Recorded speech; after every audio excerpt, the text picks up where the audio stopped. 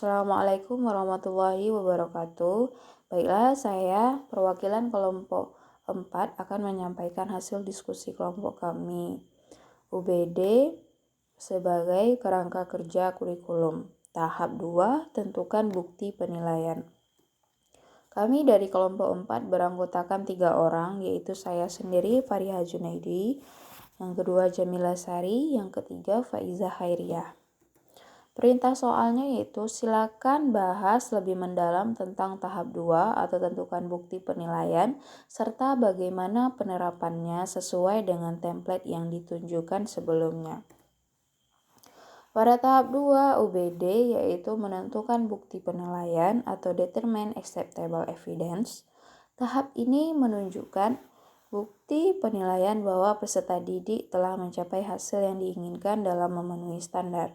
Menurut Wijen and McTighe 2011, bentuk monitoring dalam mengamati perkembangan peserta didik sebaiknya menggabungkan berbagai alat dan proses penilaian.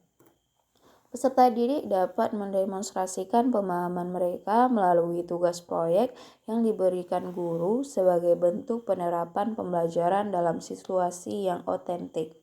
Bukti lainnya atau other evidence yaitu melalui kuis, tes, petunjuk akademik, observasi, pekerjaan rumah, serta jurnal.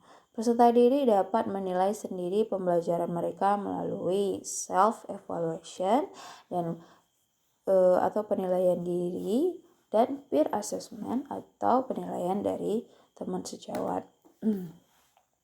Bukti pemahaman peserta didik terhadap suatu materi yang telah dipelajari dapat diketahui dari penilaian 6 aspek berikut. Yang pertama yaitu menjelaskan.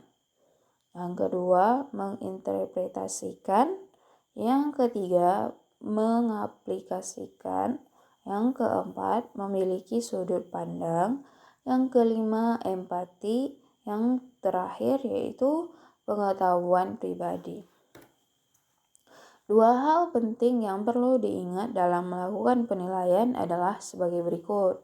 Yang pertama, 6 aspek yang sudah dipelajari tidak perlu digunakan sepanjang waktu ketika melakukan penilaian. Yang kedua yaitu proporsi dari asesmen formatif harus lebih besar daripada asesmen sumatif. Berikut merupakan bentuk format dari tahap menilai bukti asesmen. Lalu berikutnya ini merupakan bentuk format dari instrumen proyek. Ini masih lanjutan yang tadi. Lalu yang ini merupakan bentuk format dari rubrik penilaian unjuk kerja. Nah, baik, sekian dari presentasi kelompok 4. Lebih dan kurang kami minta maaf. Wabillahi taufiq wal hidayah. Assalamualaikum warahmatullahi wabarakatuh.